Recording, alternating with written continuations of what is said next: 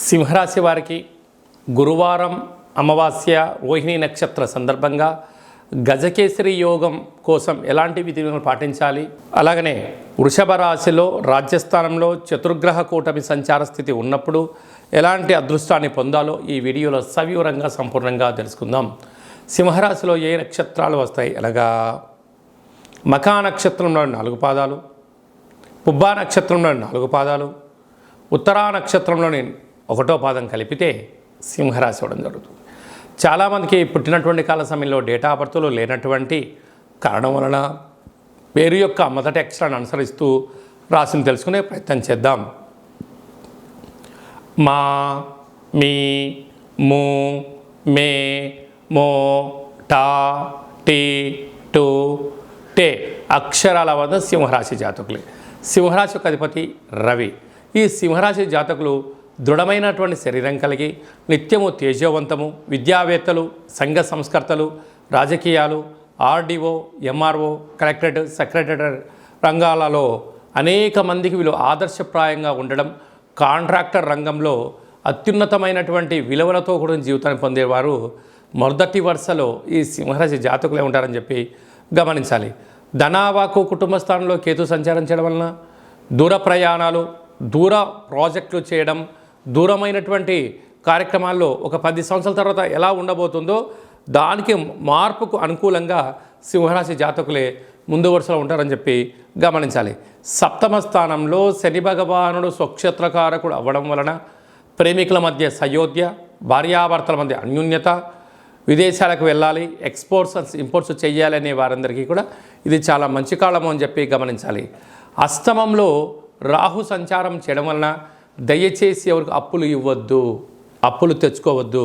మీ జన్మ నక్షత్రం రోజున అష్టమి, పూర్ణిమ, అమావాస్య తిథులు ఎందున దూర వాయు జల ప్రయాణాలు పెట్టుకోవద్దు.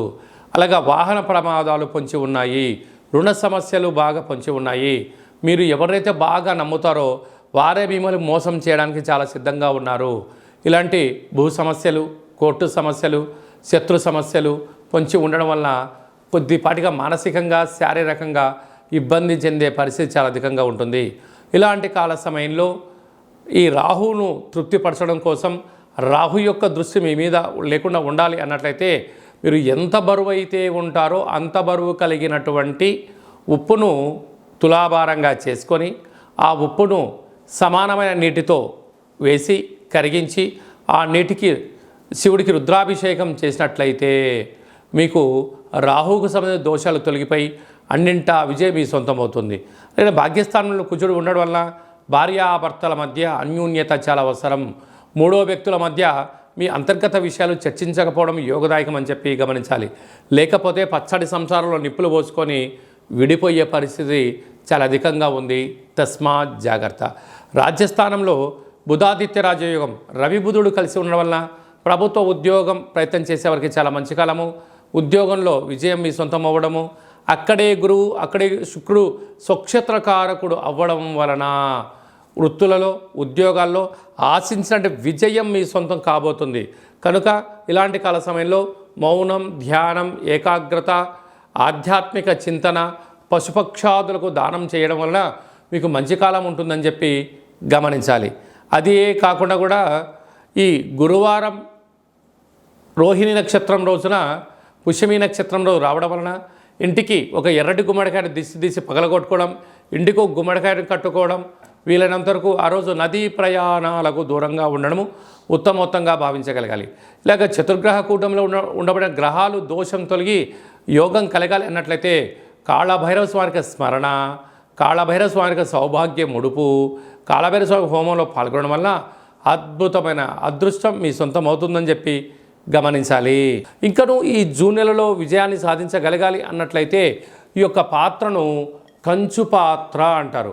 అనగా మనకు కంచు మోగినట్లు కనకంబు మోగదు గదరా సుమతి అని ఎలా చెప్పుకుంటామో అలా ఈ యొక్క కంచు పాత్రలో రాసులు 12 ఎలా ఉంటాయో 12 రాసులను ఇందులో అచ్చు వేయడం జరిగింది. కనుక ఈ యొక్క పాత్రతో ఉపయోగాలను, ఫలితాలను ఒకసారి గమనిద్దాం. ఈ యొక్క పాత్రను ఈ కర సహాయం ద్వారా ఉపయోగించడం వల్ల ఓంకార శబ్దం రావడం జరుగుతుంది అని చెప్పి గమనించాలి. ఒకసారి పరీక్ష చేద్దాం.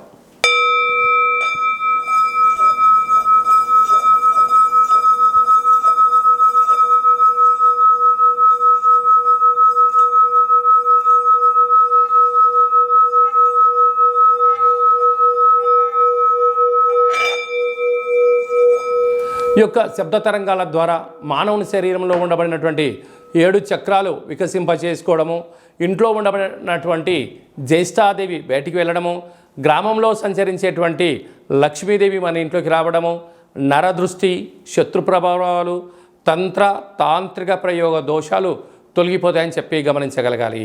ఈ యొక్క అక్షయ పాత్రతో పాటి ఒక కాళభైరవ స్వామి యొక్క పిరమిడు, డాలరు, కంకణము, పూజించినటువంటి రక్షాబంధనాన్ని మీకు అందజేయడం జరుగుతుంది. కనుక ఇంటింటా కాళభైరవం అనేటువంటి కార్యక్రమంలో మనమందరము కాళభైరవ స్వామి యొక్క అక్షయ పాత్రను స్వంతం చేసుకుందాం, గృహంలో ఉంచుకుందాం, అష్ట కష్టాలకు స్వస్తి పలుకుదాం, అష్ట ఐశ్వర్యాలకు స్వాగతం పలుకుదాం. అలాగనే మీ వ్యక్తిగత జాతకం తెలుసుకోవాలనుకుంటున్నారా? మీరు పుట్టినటువంటి తేదీ, నెల, సంవత్సరం, సమయం మీ పేరు రాసి పంపించినట్లయితే 100 సంవత్సరాల జాతకాన్ని వ్రాసి పంపించడం జరుగుతుంది.